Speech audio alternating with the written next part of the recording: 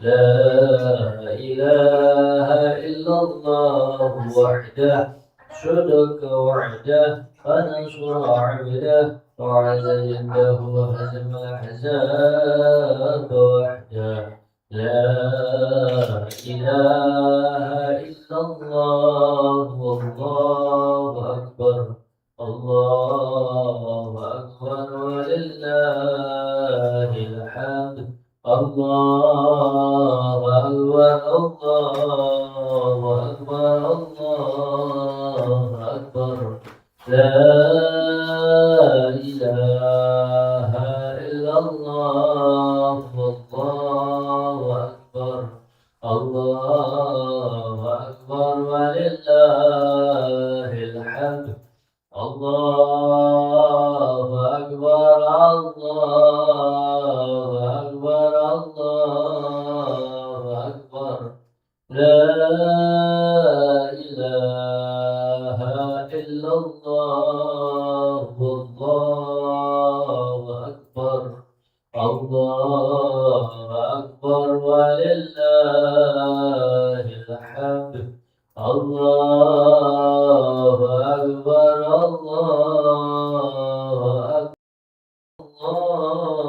الله أكبر لا إله إلا الله والله أكبر الله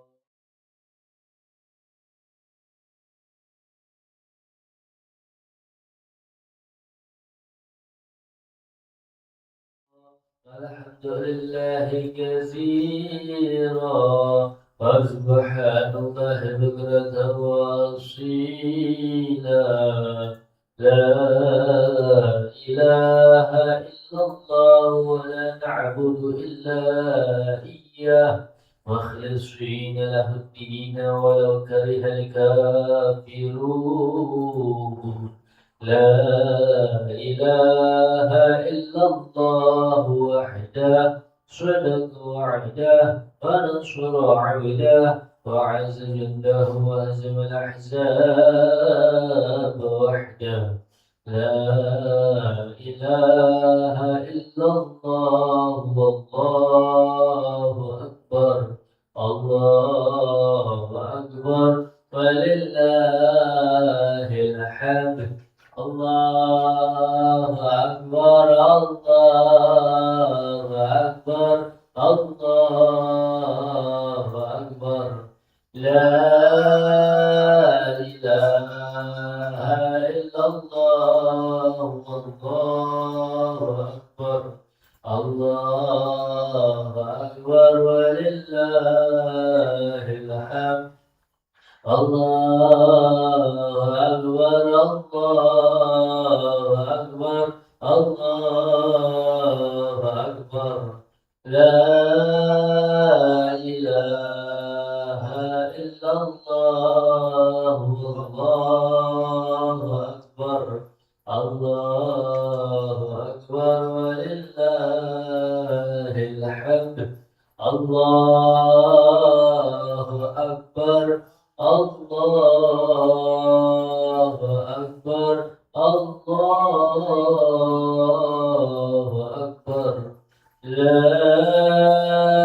إله إلا الله والله أكبر الله أكبر ولله الحمد الله أكبر كبيرا والحمد لله كثيرا وسبحان الله بكرة وأصيلا لا إله إلا الله ولا نعبد إلا إياه مخلصين له الدين ولو كره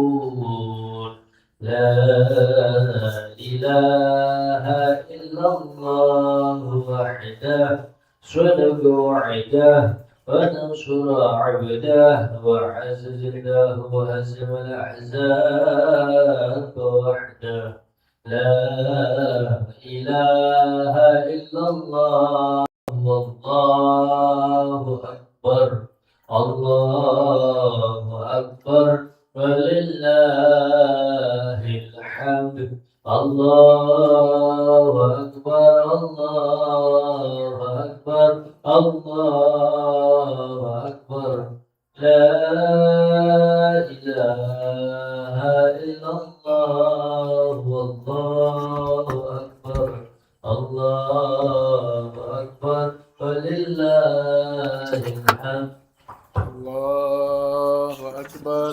الله أكبر الله أكبر لا إله إلا الله والله أكبر الله أكبر ولله الحمد الله أكبر الله أكبر الله أكبر لا إله إلا الله والله أكبر الله أكبر ولله الحمد الله أكبر كبيرا والحمد لله كثيرا وسبحان الله بكرة وأصيلا لا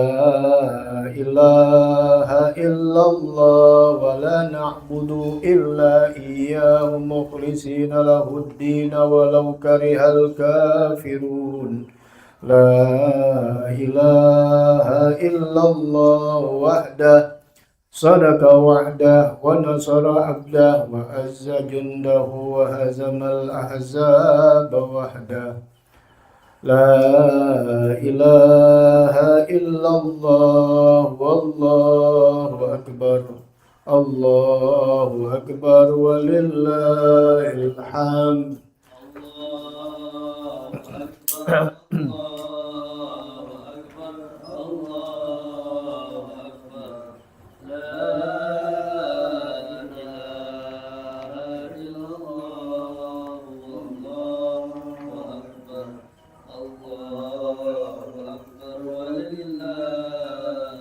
اللهم صل على سيدنا محمد وعلى آل سيدنا محمد وعلى أصحاب سيدنا محمد وعلى أزواج سيدنا محمد وعلى ذرية سيدنا محمد وسلم تسليما كثيرا لا إله إلا الله والله أكبر الله أكبر ولله الحمد الله أكبر الله أكبر الله أكبر لا إله إلا الله والله أكبر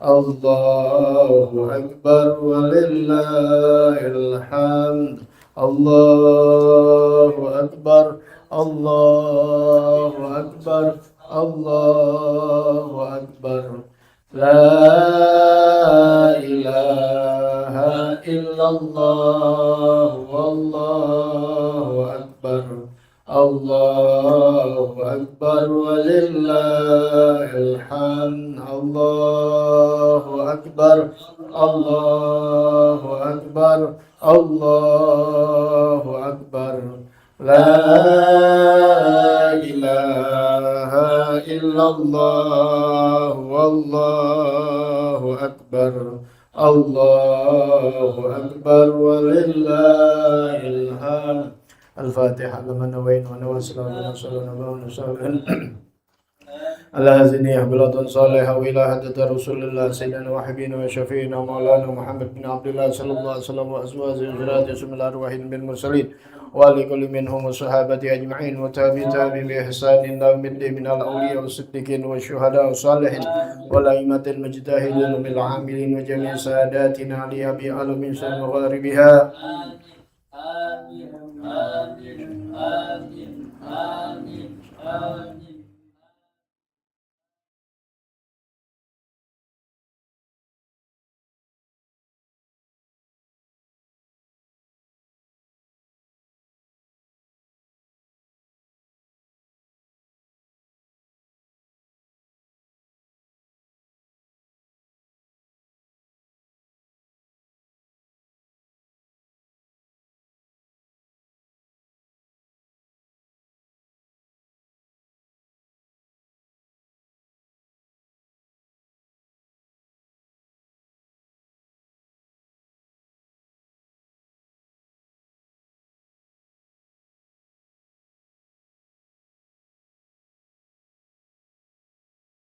ارحمهم الجنة وانفعنا بأسرارهم وأنوارهم وعلومهم ونفحاتهم وبركاتهم وكلماتهم دائما بالدين والآخرة وصلنا أرواح والدينا وأمهاتنا وأجدادنا وجداتنا مشايخنا ومعلمينا وأصحابنا وأحبابنا وتلامذتنا وتلميذاتنا في الدين وجميع المؤمنين والمؤمنات والمسلمين والمسلمات خصوصا إلى أرواح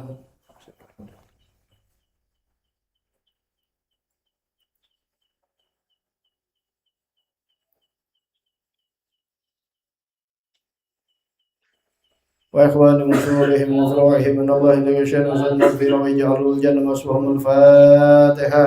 أعوذ بالله من الشيطان الرجيم.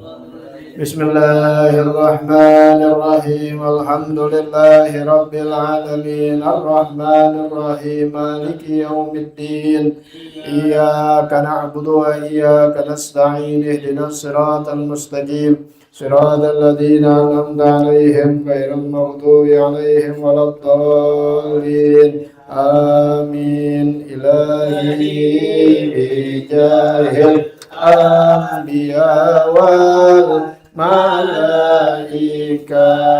وبالأولياء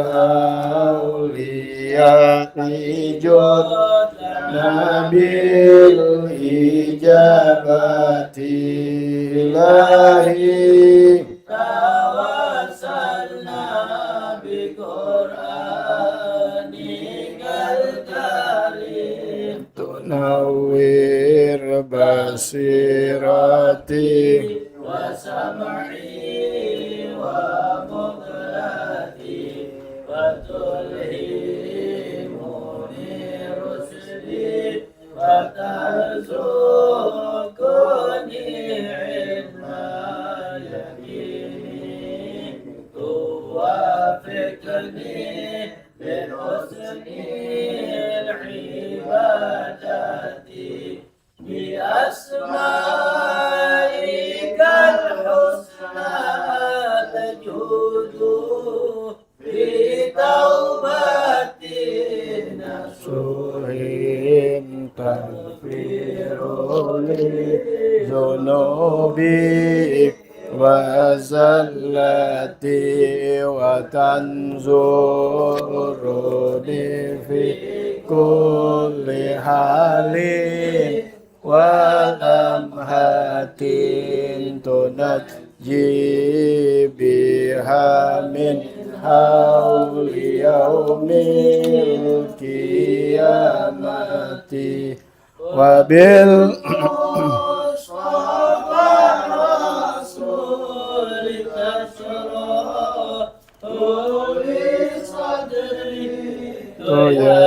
تيسير لأمري وتكشف كربتي وبالأنبياء والملائكة الكرام تحقق بتقوى والإدراك لغايتي بهم وبالأولياء تلهمني بهم وذريتي وشيعتي وعشيرتي التصريف عني كل شر بحقهم وشر بالشر من إنس وجنة بفضلك بشرني بحسن خاتم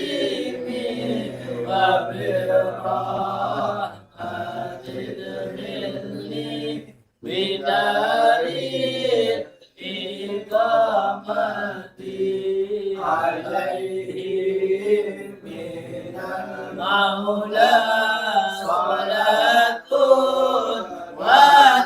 وتسليم ورضوان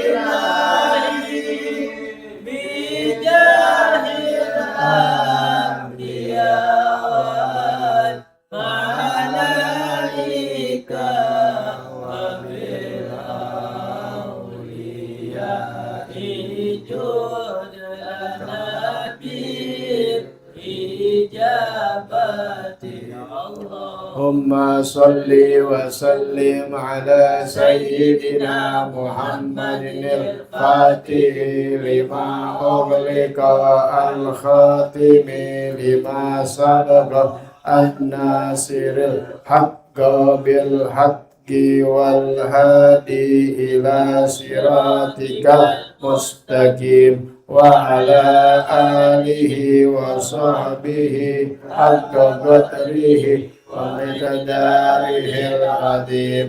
اللهم أخرجنا من ظلمات الوهم وأكرمنا بنور الفهم وافتح علينا بمعرفة وحسن أخلاقنا بالحلم وسهل لنا أبواب فضلك وانشر علينا من خزائن رحمتك يا أرحم الراحمين.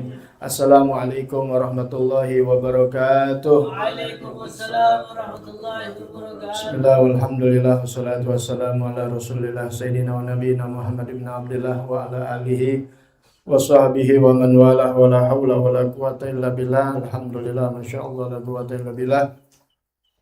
Pada hari Selasa di Malam Rebu, tepatnya tanggal 26 Mei 2026, bertepatan dengan tanggal 9 Dzulhijjah di malam 10 Dzulhijjah di malam Idul Adha. Alhamdulillah, masyaallah, la quwata illa billah.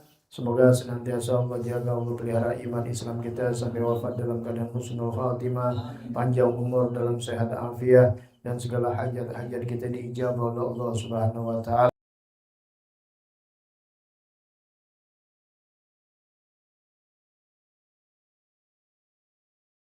Bismillahirrahmanirrahim. Bismillahirrahmanirrahim. Nawaitu ta'alluma wa ta'lima wa tadhakkura wa tadhkira wa naf'a wal intifa'a wal ifadata wal istifadata wal hassa ala tamassuki bi kitabillahi wa sunnati rasulihi wa sunnati rasulihi wa du'a ilal huda wa dilalata alal khair ibtigha'a wajhillahi wa mardatihi wa qurbihi wa sawabihi subhanahu wa ta'ala. Ya Rasulullah, salamun alaik ya Rafi asyani wa daraji. Ya Rasulullah, salamun alaik ya Rafi asyani wa daraji. Ya Rasulullah, salamun alaik ya Rafi asyani wa daraji. Allahumma salli wa sallim. Allahu akbar, Allahu akbar, Allahu akbar. La ilaha illallah, wallahu akbar. Allahu akbar walillahil hamd. Allahu akbar. Allahu akbar. Allahu akbar. La ilaha illallah. Wallahu akbar. Allahu akbar walillahil hamd. Allahu akbar, Allahu akbar, Allahu akbar.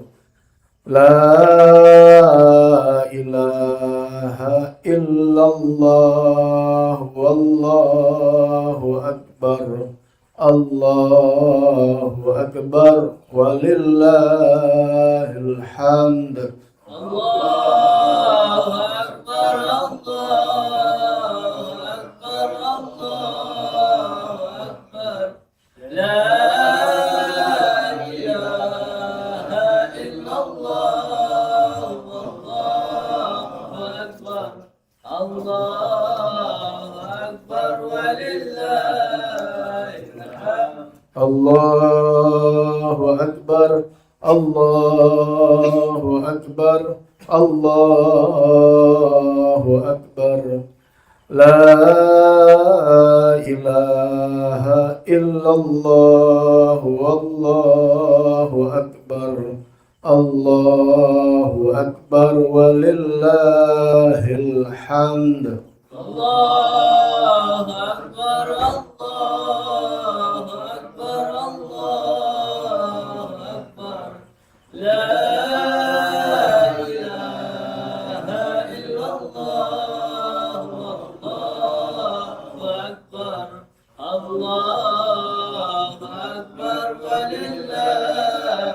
الحمد الله أكبر كبيرا والحمد لله كثيرا وسبحان الله بكرة وأصيلا لا إله إلا الله ولا نعبد إلا إياه مخلصين له الدين ولو كره الكافرون لا إله إلا الله وحده صدق وعده ونصر عبده وأعز جنده وهزم الأحزاب وحده لا إله إلا الله والله أكبر الله أكبر ولله الحمد الله أكبر الله أكبر الله أكبر لا إله إلا الله والله أكبر الله أكبر ولله الحمد اللهم صل على سيدنا محمد وعلى آل سيدنا محمد وعلى أصحاب سيدنا محمد وعلى أزواج سيدنا محمد وعلى ذرية سيدنا محمد وسلم تسليما كثيرا لا إله إلا الله والله أكبر الله أكبر ولله الحمد الله أكبر الله أكبر الله أكبر لا إله إلا الله والله أكبر الله أكبر ولله الحمد. Ya, baik.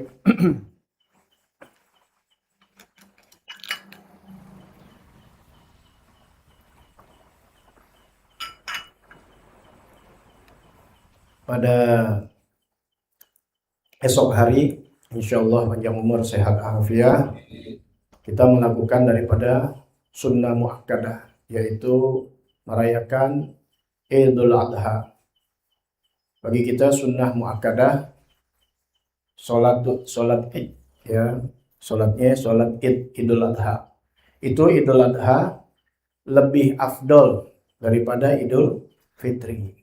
Jadi kalau Idul Fitri kita begitu wahnya, begitu pakai pakaian yang bagus, pakai yang wangi, nah makanya Idul Adha mestinya jauh lebih baik lagi.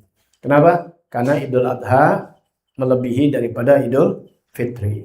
Ya, Idul Fitri bagus, cakep gitu, karena sudah Ramadan. Tapi jangan salah, Idul Adha itu ada keterangannya dalam Al-Quran. Makanya sunnahnya melebihi daripada, afdolnya melebihi daripada Idul Fitri. Fasolli li rabbika. Ya benar kan? Ya, inna a'tainakal kautsar fasolli li rabbika wanhar. Nah, di sana Allah perintahkan untuk sholat Idul Fitri, Idul Adha. Dan setelah Idul Adha kemudian wanhar, menyembelih. Itu perintah. Oleh karena itu ada mazhab yang mewajibkan. Jadi hukumnya wajib. Ya. Nah, makanya kadang-kadang kalau Idul Fitri nyari beras yang gampang pakai uang, pindah nyebrang ke mazhab yang lain, yang gampang, yang nggak pakai beras, pakai duit. Giliran Idul Adha, kurban, balik lagi ke Imam Syafi'i, sunnah muakkadah. Padahal kalau yang diambil pendapat dengan uang itu wajib hukumnya. Ya, gitu. Hukumnya wajib bagi yang mampu, tentunya bukan wajib semuanya, orang miskin juga enggak, wajib yang mampu. Kalau di Imam Syafi'i yang mampu itu enggak wajib, tapi sunnah muakkadah. Cuma kebangetan. Perempuan bisa beli skincare jutaan tiap bulan, dikumpulin sebulan berapa itu? Yang ngerokok laki-laki ya. Nah, kemampuan-kemampuan itu nanti ada hitungannya memang malaikat. Kita mampu apa enggak mampu, makanya kita waspada. Wajib bagi yang bisa mengeluarkan sesuatu yang enggak ada faedahnya. Ada faedahnya, tapi ingat faedahnya jauh lebih bagus daripada ya melebihi, enggak ada yang bisa melebihi daripada menyembelih hewan kurban. Yang mampu sapi silahkan, mau onta sapi 7 orang. Nggak lebih dari 7, 8 nggak bisa 7. Andai kata berlima doang nggak jadi masalah, sendiri pun boleh. Sendiri mau onta nggak apa-apa. Anak ada 7-7-nya onta boleh nggak? Boleh, duit banyak nggak apa-apa. Ya, tapi kalau mau urunan 7 orang, onta. Ya. Dan kalau di sekolahan ada rame-rame tuh, satu kelas bisa beli kambing. Itu patungan tuh begitu tuh nggak jadi korban tuh. Siapa yang mau dikorbanin? Korban itu satu kambing satu. Nah kalau 20 orang, mau hitung siapa? Sapi, patungan, 100 orang. Ya 7 doang yang dapat. Tapi harus ditebus namanya, harus ditulis namanya. Tulis namanya, bukannya jadi ria, enggak. Tulis namanya, emang begitu kan nanti ada niatnya doanya. Ya, nawaitul udhiyah ya al-masnunah an-nafsi lillahi ta'ala, atau nawaitul udhiyah al-masnunah itu yang mewakili. Maka yang diwakilin itu tulis namanya, disebutin namanya. Ya. Nah, jadi yang pakai nggak enak. Antar malu atau nama perusahaan nggak bisa. Korban itu bukan perusahaan, orang. Individu dari umat Islam. Makanya hukumnya korban itu ada 3 macam. Ada sunnah kifayah, kolektif. Ya. Sunnah kifayah, ada namanya fardu kifayah. Seperti sholat jenazah. Ada yang nyolatin, yang lain jadi gugur. Ada sunnah kifayah. Di keluarga kita yang mampu 1 orang aja ada yang kurban. Udah yang lain gugur kewajibannya. Itu maksudnya. Bukan berarti kita nyembelih kambing, sang bapak, anak semuanya udah dianggap kurban, nggak bisa. Ya, bapak lain, ibu lain. Kalau yang mampu silahkan, tapi tidak menggugurkan kesunahan kurban bagi yang lainnya, tidak. 1 sapi 7, kalau kambing 1. Jadi nggak bisa dengan 1 kambing kemudian bisa 7 atau sekeluarga. Paham nggak ya? Tidak demikian. Ya, tidak demikian. Yang maksudnya demikian kalau itu jadi pahala. Gitu. Paham ya? Inti motong korban sebagai bapak, kemudian inti niatin hadiah buat 1 keluarga, boleh nggak? Boleh, hadiah. Kemudian siapa lagi? Buat bapaknya, buat siapa aja, nggak jadi masalah itu. Ya. Kemudian hukum korban bisa menjadi wajib apabila dinadarkan. Kalau nadar hukumnya jadi wajib. Seperti di kitab Fathul Mu'in disebutin tuh. Ya. Dia menyebutkan apa tuh? Ja'altuha udhiyatan. Aku jadikan ini sembelihan, aku jadikan ini hewan sebagai kurban. Aku jadikan ini kambing sebagai kurban. Ya. ditakyin tuh, ini adalah hewan kurbanku, itu bisa menjadi nazar. Makanya niatnya nawaitul udhiyatal masnunah, ya. Nawaitul udhiyatal masnunah. Aku niat kurban sunnah an-nafsi dari diriku. Ya, atau bilang ini sunnah kurbanku. Jangan bilang dengan takyin, ya, pengumuman. Atau yang secara jelas, aku menjadikan kurban ini sebagai nazar, apalagi itu, ya. Baik. Nah, apa yang dikorbankan? Yang dikorbankan tentunya unta, binatang ternak, sapi atau kerbau, kambing atau domba. Ya, di sini bilang kambing Jawa, domba, apalagi kibas, ya, bandot. Jadi masalah. Ya. Ini saking mulianya di mana hari penyembelihan, ya, menumpahkan darah, begitu besar pahalanya di sisi Allah pada hari kurban. Maka salah satu imam seperti di dalam kitab Asyiyah Baijuri, itu bagi orang yang nggak mampu mendapatkan pendapat, ya, mengikuti pendapat dari Ibnu Abbas radhiyallahu an, ya, maka bagi yang tidak mampu membeli kambing karena itu yang paling murah, ya, karena di atasnya sapi dan onta, maka supaya dapat ganjarannya menumpahkan darah, beli dah ayam kampung, apalagi itik, paling 50 ke 100 ribu, 100 ribuan, ya, udah beli. Nah, mau beli kambing gak ada duit, 100 ribu ada, udah ke pasar dah. Tapi tetap bukan kurban yang diperintahkan, bukan. Ini tafaul aja, mudah-mudahan tahun besok bisa beli. Ya, saking apanya? Saking ingin mensiarkannya menumpahkan darah. Ya, bagi deh, kirimin tetangga deh tuh. Ya, mentah tapinya jangan matang. Kalau matang itu namanya namanya akikah itu. Ya, itu tafaulan aja. Tapi tetap, ya, yang disyariatkan yaitu unta, sapi, kerbau dan kambing. Ya. Udah paham masing-masing sih, udah ketahuan itu. 7 kambing, ya, lebih afdol daripada 1 sapi iuran. Itu lebih afdolnya 7 kambing, lebih afdolnya. Kemudian kibas, domba, itu jalan 1 tahun Hijriah masuk 2 tahun. 1 tahun jalan dah. Kalau orang Betawi bilang 1 tahun jalan masuk 2 tahun. Itu kibas atau domba. Kalau kambing 2 tahun Hijriah, bukan 2 tahun Masehi, 2 tahun Hijriah, masuk ke 3 tahun. Kalau sapi, kerbau sama 2 tahun masuk ke 3 tahun. Kalau onta 5 tahun masuk ke 6 tahun. Beda tuh kalau onta, karena pertumbuhannya agak lama. Kalau dianggap 1 tahun masih bayi banget. Ya. Dan cara menyembelihannya beda sama nyembelih kambing. Ya, ente lihat aja di YouTube banyak. Ya, nggak direbahin dia, lehernya panjang lagi, beda.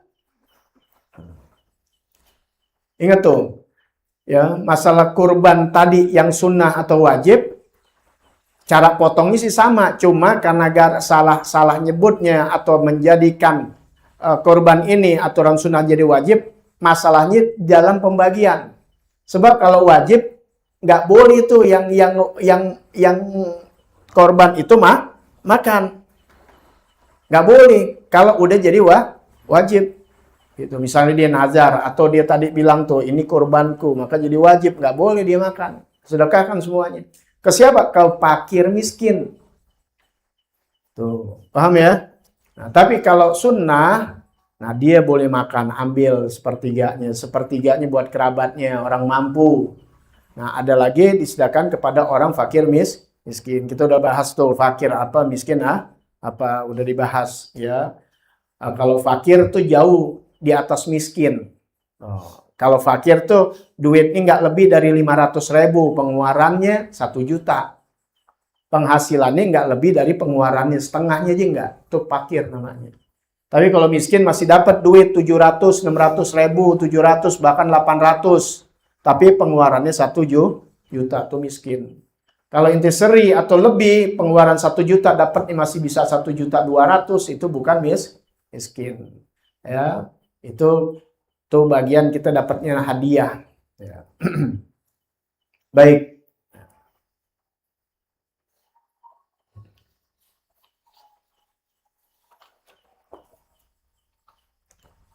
Syarat yang kurban yang berkurban itu yaitu orang Islam. Ya, syarat itu harus orang Islam Muslim. Keduanya agil, berakal, bukan gila, akil. Ketiga balik, makanya dibilang akil balik. Selalu tuh syarat sholat, akil balik. Kalau belum akil, belum berakal, ya ada gak? Ada, ya orang gila. Walaupun umurnya udah 20, 30. Udah buluk dia, bukan balik lagi. Ada berakal, tapi belum balik. Balik sudah belajar kita dalam ilmu fikih. Jadi ketentuan-ketentuan begini ini dari awalnya dasar-dasar kita udah paham.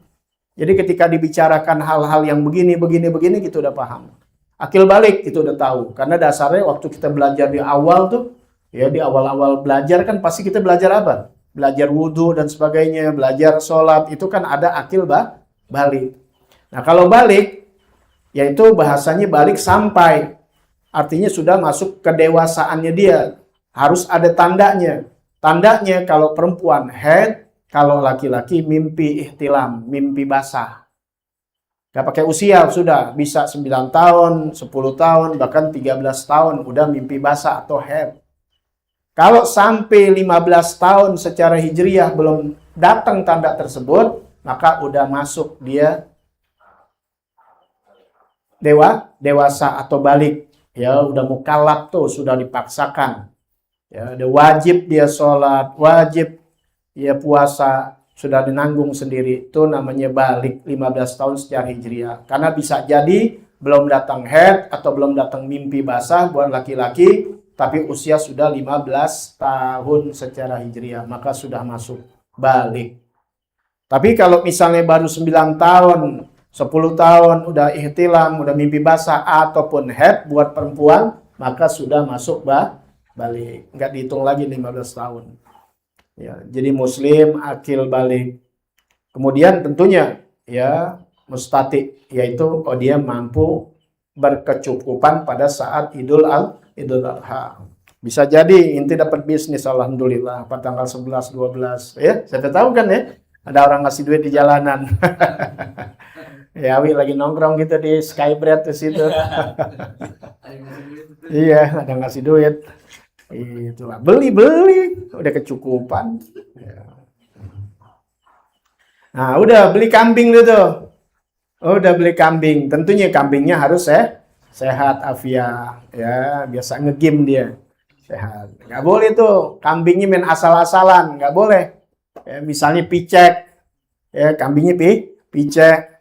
Kemudian nggak boleh pincang, nggak boleh juga terlalu kurus banget udah, paham nggak? Kurus, iya kurus abis-abisan, ya king banget nggak boleh. Ya, atau buntutnya atau kupingnya putus. Tapi kupingnya kalau berlubang dikit masih dibolehkan. Tapi kalau empuk putus atau buntutnya putus, itu tidak boleh. Ya, kalau dikebiri, boleh. Ya, karena nggak merugikan. Kalau buntut putus kan itu merugikan masih. Ya, ada yang hilang dari daging. Atau sakit parah tuh kambing. Ya, nggak sehat gitu, udah meler gini, sakit parah.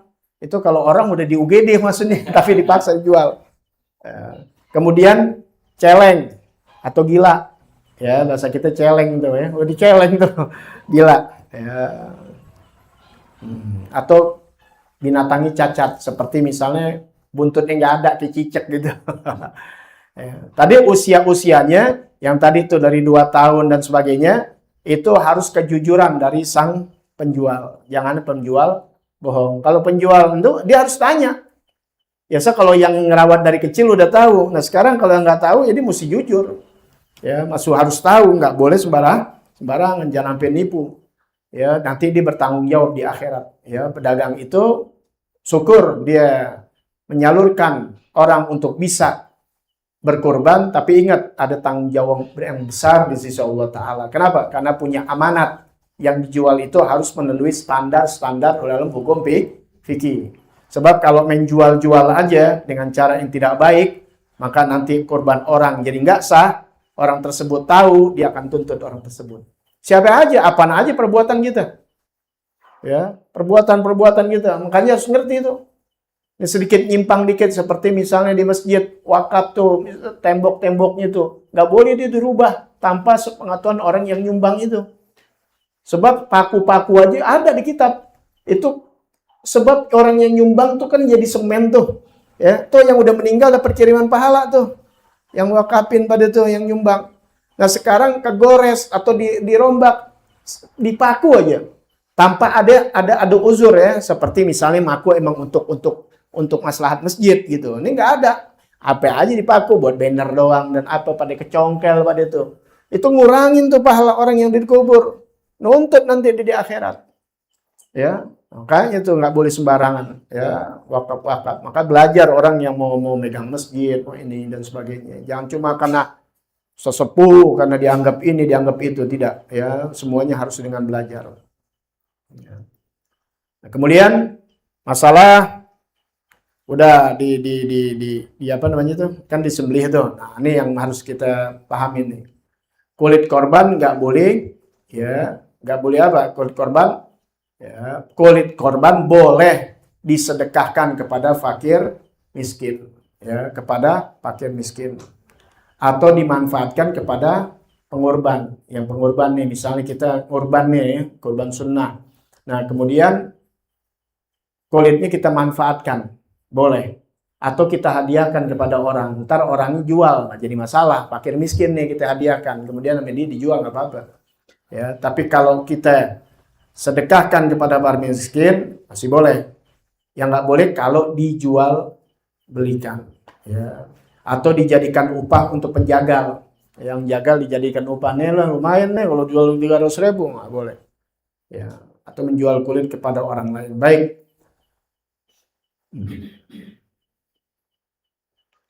Penting yang harus kita ngerti pertama yaitu tidak kurban dengan hewan yang hamil. Walaupun ada yang bolehkan, tapi kita tetap ya pakai yang ihtiyat, yang lebih hati-hati, yang lebih muktamad, yang dipakai ulama-ulama. Ya, makanya kan makanya yang dipakai jantan, bukan betina. Walaupun betina boleh, tapi kalau lagi hamil jangan. Ini untuk apa namanya sih?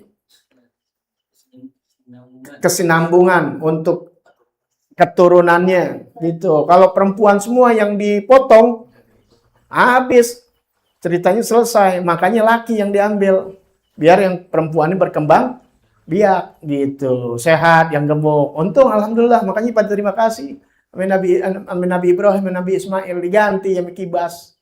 Kalau tiba nggak diganti, ini model-model Chandra duluan. Apalagi Imin nih. Kayak Awi sih belakangan. Gitu. Ya kayak Awi duluan. Bapaknya nyerahin ke panitia kan, bandel. Bandel.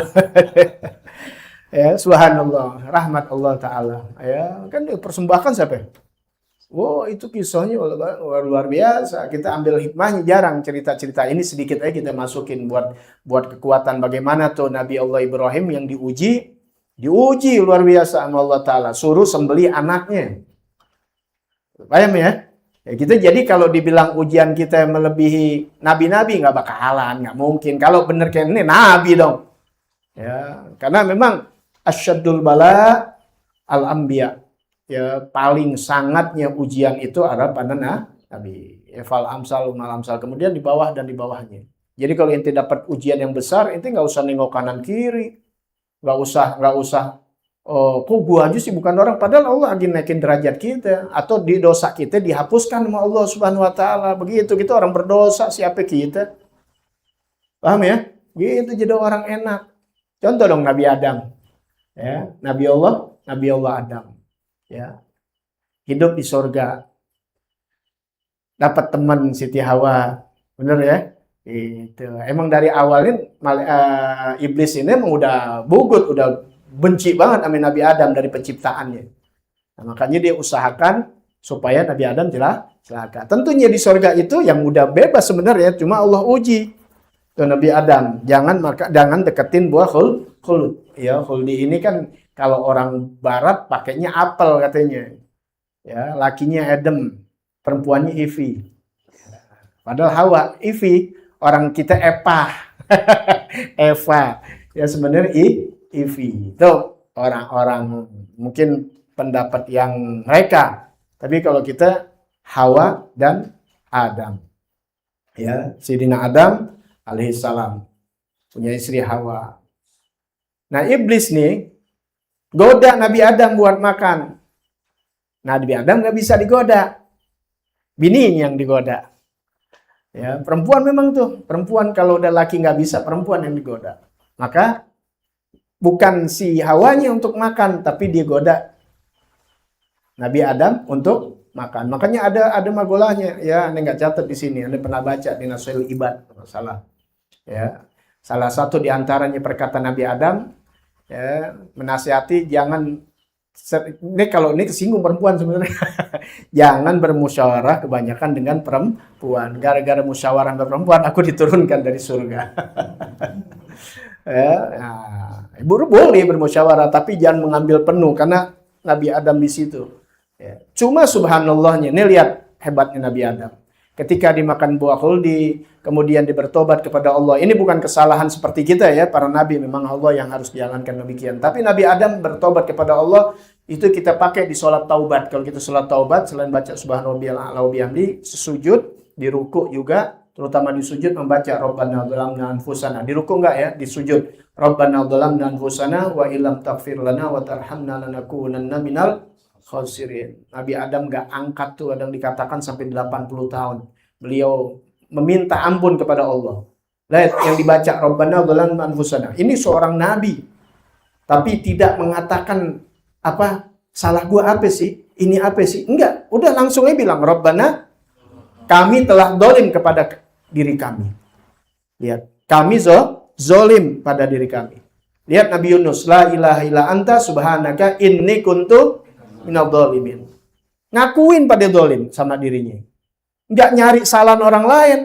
Kalau Adamnya modalnya awi nih, gitu. Atau Imin, atau siapa, atau aneh, pasti dia bilang, nih gara-gara Hawa. Paham nggak? Nih gara-gara Hawa. Tuh Hawa yang disalahin. Bener gak? Kan ringkasan ini kan dari Hawa. Tapi Nabi Adam nyalain gak ke Hawa? Apalagi nyalin iblis. Emang dia biangnya?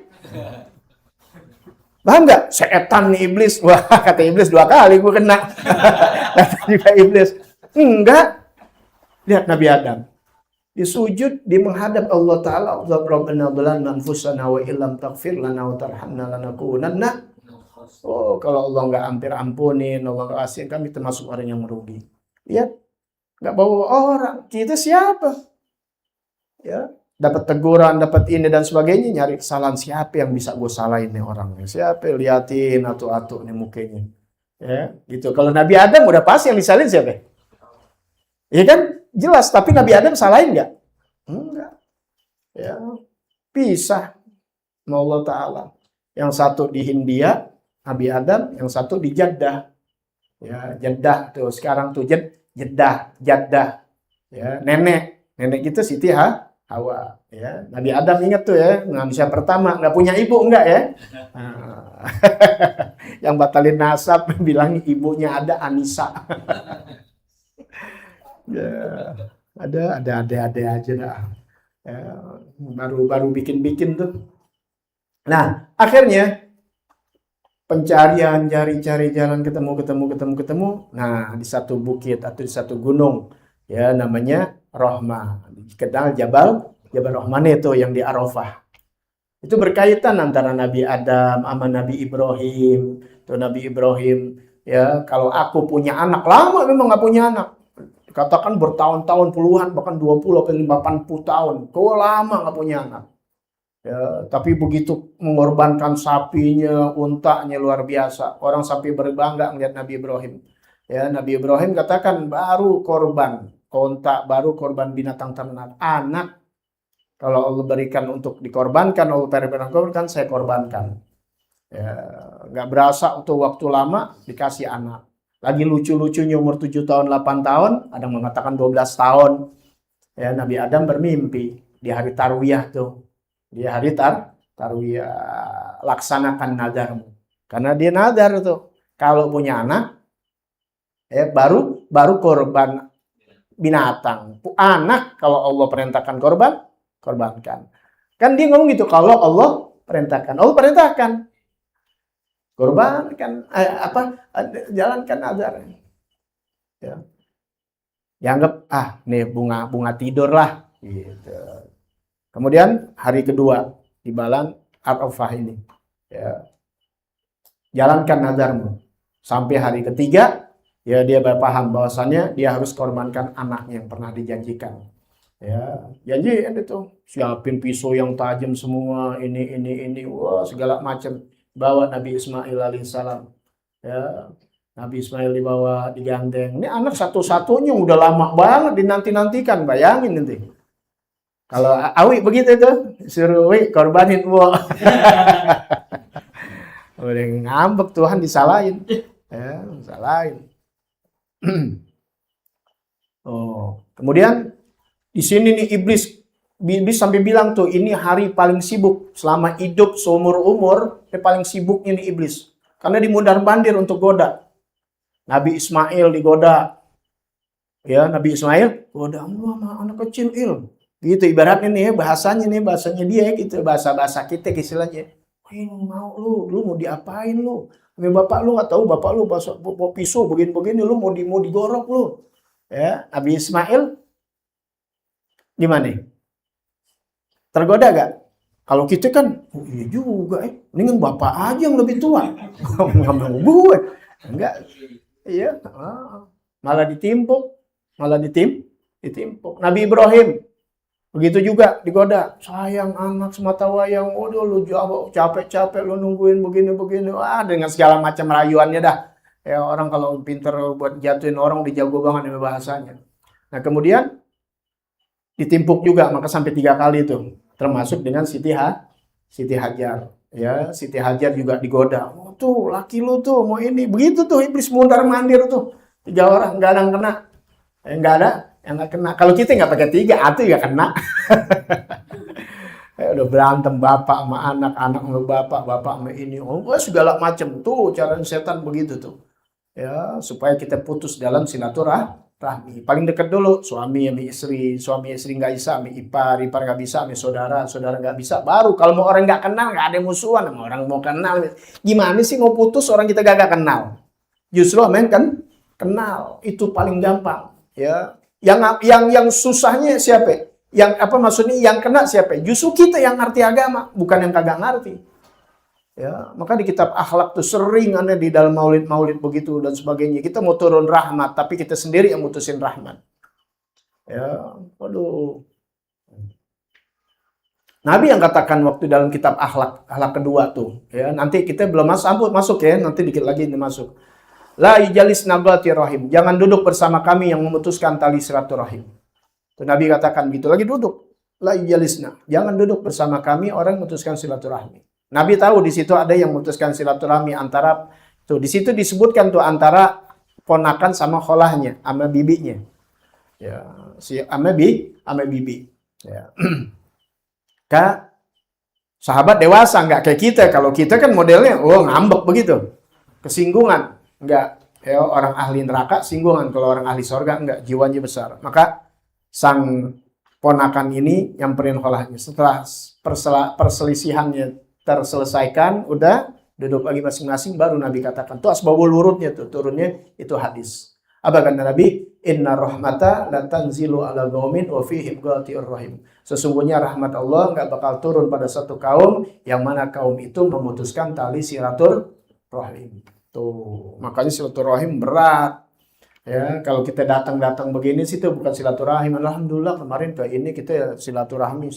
Emang ada musuhan loh? Kagak, itu sih ziarah namanya. Zaro ya zuru, ziarotan, kunjungan. Paham nggak? Anda bermusuhan sama ente. Kemudian Anda datangin tuh namanya menyambung tali rahim. Silah, rohim kasih sayang, silah menyambung. Yang awalnya goti, memutuskan. Maka kita nggak memutuskan. Nah, memutuskan tuh biasanya umumnya bukan sama orang yang nggak kita kenal, sama yang dikenal, bahkan yang lebih dekat. Permusuhan itu ipar, saudara, ya. Makanya dalam agama ada larangan kita tetap pakai jilbab dan sebagainya. Kemarin semalam ada ngajar kitab akhlak pas lagi tentang aurat, sekalipun bukan mahram, ya harus tutup aurat, bukan mahram ya, bukan mahram. Nah, orang kadang-kadang nggak sadar di satu lingkungan keluarga, padahal di situ ada yang bukan mahram, ipar. Nah, makanya di film Mi Ipar Itu Maut, iya lo Mi Ipar lo ngablak. Dianggapnya udah biasa, saudara nih, kita punya saudara nih, Harimani punya saudara kan tuh. Ya, kalau kita kan udah biasa, nggak pakai ngablak aja, pikir saudara, nggak bisa itu orang lain. Kelihatan ada nafsu beda. Makanya ditempong. Lah kita masih muda 25. Bini kita masih 20-an. Kita punya kakak kita jauh dari 50. Pikir nggak nafsu, enak aja. Bapaknya nggak apa-apa. Bakal nggak nafsu. Tapi kalau bukan mahram, ada nafsu pasti. Ya, akhirnya ipar itu maut. Ya, yang salah kita. Karena tetap harus tutup aurat. Paham ya? Nah, makanya semua kudu dalam menuntut ilmu agama. Ya, jadi itu ringkasan cerita itu bagaimana seorang ayah yang mendidik anaknya luar biasa sehingga taat kepada Allah Subhanahu wa taala, taat kepada ayahnya Nabi Allah Ibrahim, dan anaknya sangat taat kepada ayahnya. Ayahnya sangat sayang sama anaknya, istrinya sangat taat dalam harmonisan di dalam ibadah kepada Allah Subhanahu wa ta'ala. Ya. Kemudian dibagikan mentah, korban dibagikan mentah, nggak bisa matang. Ya. Kadang-kadang main ambil aja panitia, main bikin sate aja, ya, tanpa izin dari pemiliknya. Dia kan hanya sebagai wakil, mesti izin dulu, jangan main potong-potong aja tuh bijinya. Hatinya apanya diumpetin nggak boleh. Kalau punya dia sih terserah, dia yang motong, dia yang seset, mau diapain juga urusan dia. Tapi kalau dia kan wakil, cuma dititipkan untuk memotong, ya, untuk ini tetap harus izin. Pak, saya minta ini. Oh, silakan Pak. Ya, silakan Pak, ambil lebih nggak apa-apa. Nah, jadi masalah. Tidak menggabung kurban dan akikah, walaupun berapa orang yang mengatakan boleh karena ada dalil-dalilnya, tapi ana lebih ini, karena jangan seperti dalam kitab dakwah utama, ya, dalam kitab dakwah utama Sayyidina Habib Abdullah bin Abdul Haddad radhiyallahu anhu itu mengatakan beliau di 300 tahun yang lalu, jangan gampang ya membuka ikhtilaf ulama di depan orang-orang awam. Tuh. Karena mereka tidak dibukakan aja pintu ikhtilaf, paham nggak? Tidak dikasih pintu keringanan aja, mereka berani. Paham nggak? Mereka berani, apalagi dikasih pintu ikhtilaf. Paham nggak nih? Nah, satu contoh nih, ya, di negeri Maghribi. Di situ disebut negeri Maghribi. Maghribi berarti sekitar Maroko, Aljazair, dan sebagainya. Ada seorang raja, dia melakukan hubungan suami istri. Melakukan hubungan suami istri. Nah, pas hubungan suami istri, sang raja ini, hukumnya apa nih? Maka dikumpulin semua ulama-ulama.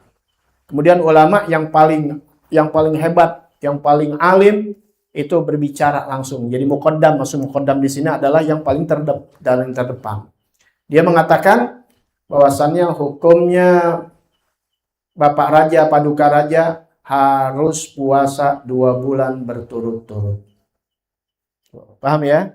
Setelah pertemuan itu selesai, ulama-ulama yang lain kaget nih. Ngomong, nggak depan raja, ngomong dengan ulama ini. Maaf nih ya Tuan saya. Ya, bukankah kita mazhab Maliki boleh memilih, ikhtiar memilih di antara 3 pilihan. Yaitu ketika melakukan hubungan suami istri. Paham ya? Di tengah bulan Ramadan, kena kafaratnya ada 3, yaitu puasa 2 bulan berturut-turut, memerdekakan budak, atau memberikan makan anak ya fakir miskin, 60 orang fakir miskin. Dan kita kan mazhabnya Maliki lagi, paham ya? Bukan pindah mazhab nih nggak? Mazhab mah Maliki.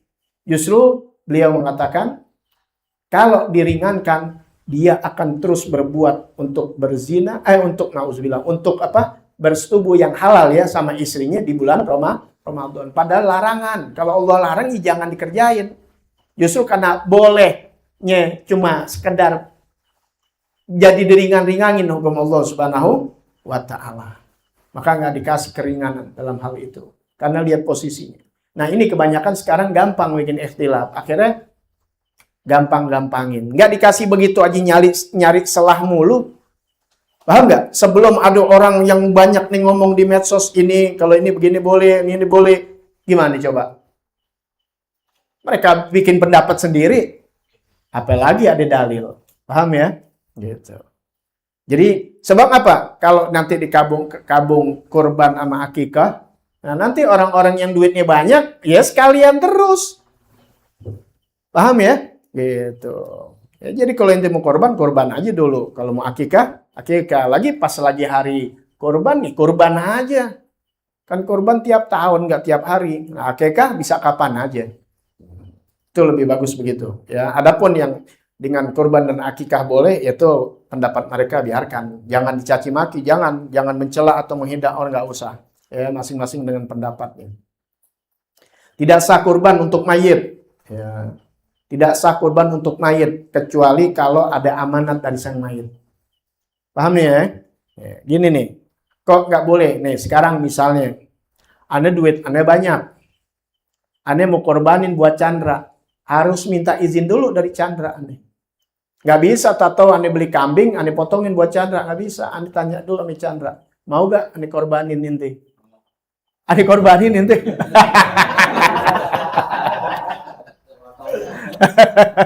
Salah ngomong gue katanya. Udah mau aja nih korban perasaan. Bercandanya gitu. Inti mau gak Anda beliin kambing untuk kurban sunnah? Ya, mau Habib. Mau Ridho. Udah Anda beliin dia.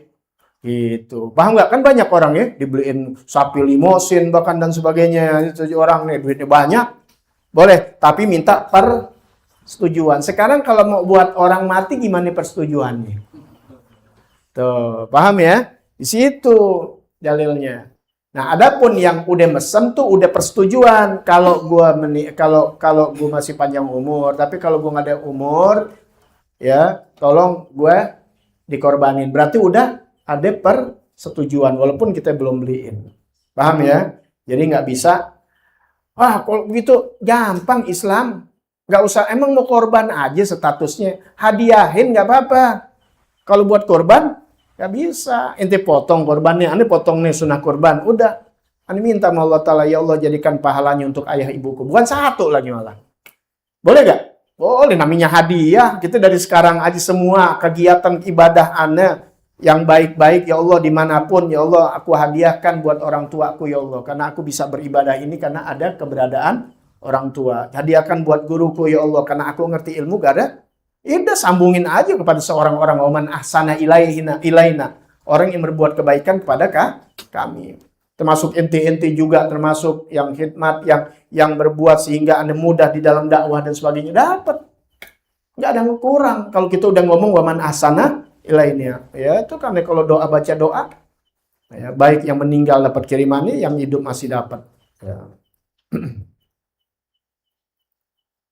Boleh memberikan semua daging satu orang kepada fakir miskin. Kalau fakir miskin ya, kalau inti bukan fakir miskin, jangan dijual lagi tuh daging karena inti orang yang lebih. Ini kalau fakir miskin nih dapat kambing sampai berkilo-kilo banyak. Fakir emang bener. Jadi mau masak gimana? Orang kagak punya, minyak kagak punya, dijual-jualin media. Boleh gak? Boleh. Kalau inti duit inti banyak, masuk mau dijual juga. Jangan duit ya. Nggak buat bayar cicilan motor gitu. Begitu. Harus tahu usia hewan kurban biar tahu ya. Makanya Anda beli emang kenal dia yang tanggung jawab nih. Kalau kagak gue beruber di akhirat. Iya, kalau kurang dari usianya. Iya, sebab nggak sah dong. Ya. Itu kenapa kurban? Usahakan karena itu jadi kendaraan kita di akhirat. Kita di dunia aja mau beli mobil kita. Wah, bangga banget bisa beli mobil, maunya Alphard. Ya, beli kambing buat bertujuh, kesian banget tuh kambing ntar. Buat 7 orang. Kambing buat 1. Gitu. Ya, kalau tiap tahun inti bisa korban, ntar di sorga korban inti banyak nanti. Ya, kendaraan inti banyak. Yang belum bisa nanti insya Allah bisa, insya Allah. Ya, bisa semuanya nanti. Ya, ada rezekinya. Pas kita paksakan nanti pas waktunya ada rezekinya. Jadi harus tahu. Ya, usia hewan kurban. Pengurus masjid sebagai wakil pengorban, udah yang dibahas tadi. Tidak boleh menyembelih di masjid, wakaf, dan memanfaatkan inventaris masjid. Nah ini nih ya, yang jarang-jarang orang paham. Ya, tapi alhamdulillah udah berapa banyak ulama. Walaupun ada orang-orang yang kagak ngerti, ya udah nyalain aja. Karena lihatnya kan ibadah. Tuh, korban itu ibadah. Benar. Masjid kan tempat ibadah. Iya benar. Ini kita lagi bicarakan dulu, belajar dulu tuh wakaf, belajar wakaf.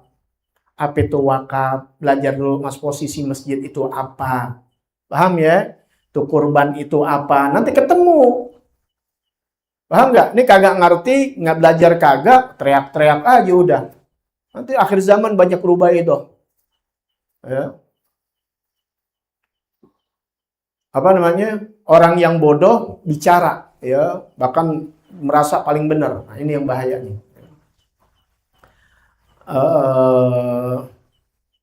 Tidak boleh menyembelih di masjid, wakaf, dan manfaatkan inventaris masjid. Ya, tanah masjid itu kan umat ini dan sebagainya. Korban itu pribadi, bukan bicara nggak ada hubungannya sama masjid. Ya, paham tuh ya? Nah, itu orang suka di masjid karena orang di masjid rata-rata ngerti, dibikin kepanitiaan. Tapi tetap nggak boleh ngambil dana-dana dari masjid. Karena yang namanya motong korban itu hak pribadi masing-masing. Makanya tadi kan sunnah kifayah. Sunnah kita nih muakkadah. Tuh, bagi kita yang udah beli itu, kita disunahkan motong sendiri. Laki-laki, kalau perempuan nyaksiin dah. Nah, yang motong kita, nah laki-laki ngerti belajar motong. Kalau nggak bisa, atau memang nggak tegaan ngeliat, wakilin. Tuh. Nah, rata-rata yang bikin panitia begitu, adanya di masjid. Atau di mana kek, di perusahaan kek, di depan, di jalan, di lapangan, dan sebagainya. Kenapa? Karena nggak boleh pakai air wakaf yang di masjid itu kan buat ibadah, buat ini. Ya, kalau ini kan hak pribadi, bukan masjid, dan masjid nggak bisa beli korban. Nggak bisa perusahaan beli korban, masjid beli korban, nggak bisa. Yang beli itu orang. Paham ya? Nih misalnya perusahaan ngasih aneh sapi. Ini namanya siapa ini? Namanya siapa? Nggak sah. Paham ya? Oh, nama direkturnya, direksinya ada 7 orang. Oke, jadi. Nggak ada habis, terserah Bib nih. Yang penting nih ada sapi saya kasih. Ya udah, namain nama aneh. Nama bini aneh. Iya benar gak? Kata Chandra, aneh masukin bowling, Dra. Masuk. Kalau ada kasih. Konyin nih, sapi udah. Dari dia boleh masuk. Jadi bisnisin deh bagi dia. Itu juga ada yang begitu. Jangan, udah namanya. Terserah masukin nama siapa lagi. Bukan untuk dijual belikan lagi, enggak. Ya udah dimasukin deh. Siapa yang enak-enak aja dah dimasukin. Itu. Tapi kalau dengan nggak bisa. Terserah perusahaan. Enggak, mesti ada namanya yang ada. Ya, tuh makanya kan tadi perorangan. Jadi nggak ada urusan namanya masjid. Ya, makanya orang yang motong, yang korban ini biasa sediain tuh apanya? Plastiknya, alat-alatnya dan sebagainya. Andai kata memakai inventaris masjid atau pakai air masjid, kudu dibayar. Ya.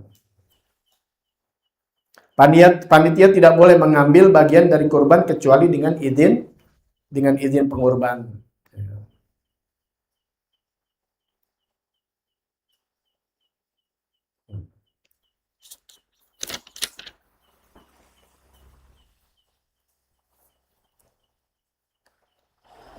Syarat penyembelihan udah muslim, ya. Ada mengatakan ahli kitab, tapi ahli kitab ini dengan syarat, ya, dia harus tahu turun temurun dari kakek-kakeknya tuh ahli kitab dari zaman dulu.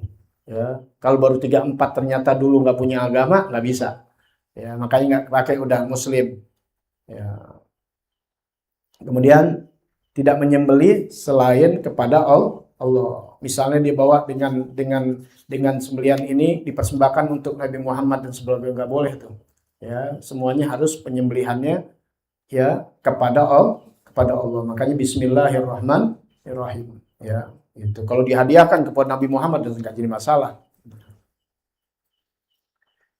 Itu cara penyembelihan ya, tukang-tukang itunya udah tahu deh, ada namanya hulkum ya, saluran napas, ada namanya mari, saluran makan. Itu yang wajib harus putus ya, saluran napas dan saluran makan, saluran napas dan saluran makan, hulkum dan mari namanya.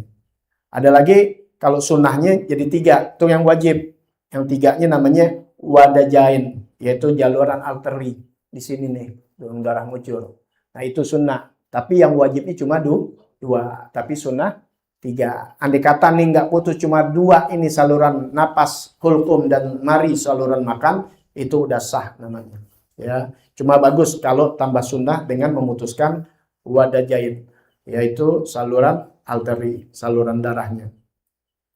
Sunnah menyembelih sekali sembelih, itu maksudnya sekali sembelih itu bukan sekali potong begitu doang, bukan. Maksudnya terus dalam satu kali. Jadi walaupun berkali-kali nggak jadi masalah, boleh.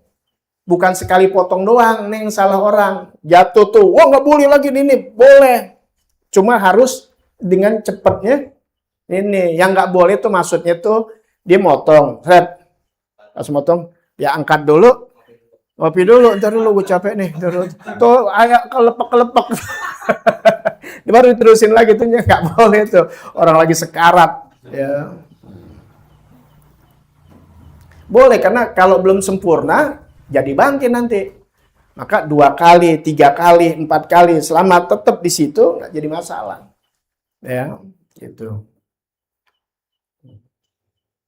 Yang tidak boleh 2 kali penyembelihan dengan jarak yang lama. Ya, jadi dianggap sekali sembelih walaupun 2 kali, 3 kali gerakan, bahasanya gitu deh. Walaupun 2, 3 kali, 4 kali.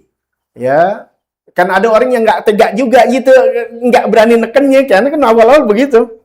Pas sudah berani neken sih 2 kali juga sekali bisa. Kalau nggak biasa sih emang tahu, udah biasa megangnya. Paham nggak? Kayak dodol.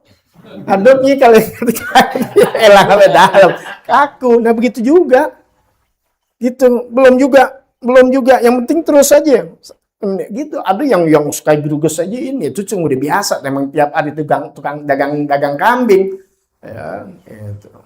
Ya, itu. Ya. Kemudian sunnah bagi yang nyembelih nih, terakhir ya, sunnah bagi yang nyembelih, jangan motong kuku, kumis, rambut dari 1 Dzulhijjah. Makruh kalau dipotong, ya nggak jadi haram, nggak makruh. Makanya sunnah jangan potong kuku, rambut, kumis dari 1 Dzulhijjah sampai disembelihnya hewan kurban kita. Nah, makanya bijembros nih biasanya agak klimis. Ya tuh kuku tuh. Biasanya kuku Anda nggak ada kelihatan, begitu kelihatan tuh, ya. Jadi tahan tuh, nanti sampai sembelih kapan? Jumat pagi jam 7, jam 7-an ya. Anda pagi jam 7 ya, Jumat sebelum Anda ke Depok ada khutbah. Ya. Karena kalau siang panas nanti, takut ame resiko hujan. Kan kalau 1 doang di sini kan sebentaran doang. Ya, 2-3 jam selesai deh. Ya, yang mau sekalian mau datang ya, mau ngambil daging silakan. Sekalian dibagikan terus 1/3 sama orang yang benar-benar nggak mampu kasih. Ya, sebagiannya yang anak-anak deh tuh. Ya, sebagian kita dah. Ya, bagi-bagi. Apalagi sunnah menyembelih sendiri, sunnah ya, menyembelih sendiri bagi laki-laki. Kalau yang wanita bisa menyaksikannya. Sunnah diberi minum sembelihannya, baringkan dengan lembut. Ya, kalau bisa sunnah ngadep kiblat. Kalau memang nggak bisa, kayak sapi muter-muter, tarik-tarik, udah nggak usah seret-seret kan kubat, lecet, paham ya? Sedapatnya dia udah jatuh begitu, mau seret-seret susah. Ya, yang kemarin kan anak ajarin gitu, pelan-pelan, dikasih minum sembilannya, baringkan dengan lembut. Asap pisau jangan di depan hewan kurban. Jangan sembelih kurban di depan hewan yang lain, kayak dendam nih lihat loh. Hewan dendam banget, mungkin pernah ditendang kali ya. Sunnah tajamin pisunya. Ya, tajamin pisunya.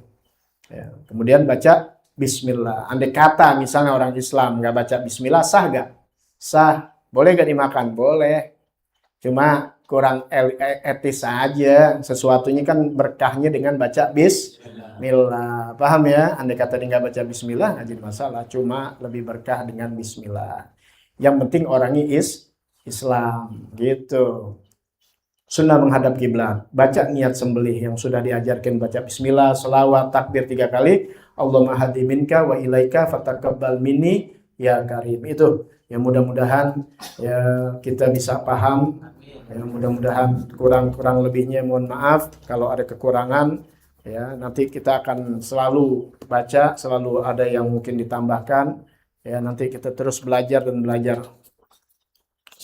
Adapun ada perbedaan pendapat dan sebagainya, jangan pernah ribut. Udah masing-masing apa yang kita dapat dari ilmu yang kita belajar. Paham ya? Jangan saling menyalahkan. Silakan dengan masing-masing yang kita dapat, asal pakai ilmu, bukan nyerocos tanpa ilmu. Nah itu nggak boleh. Kalau pakai ilmu masing-masing silahkan. Ya masing-masing bertanggung jawab nanti di hadapan Allah Subhanahu wa ta'ala. Mudah-mudahan Allah kasih perluas kita punya rezeki, bukan hanya bisa berkorban tapi bisa berhaji, berumrah ke tanah suci dalam keadaan sehat afiat, bersama guru kita, bersama orang tua kita, bersama anak-anak istri kita. Amin ya rabbal alamin. Bismillahirrahmanirrahim. Fatihah. A'udzubillahi minasyaitonirrajim. Bismillahirrahmanirrahim. Alhamdulillahirabbil alamin arrahmanirrahim maliki yaumiddin. Iyyaka na'budu wa iyyaka nasta'in. Ihdinas siratal mustaqim. Siratal ladzina an'amta 'alaihim ghairil maghdubi 'alaihim waladdallin. Amin ya rabbana.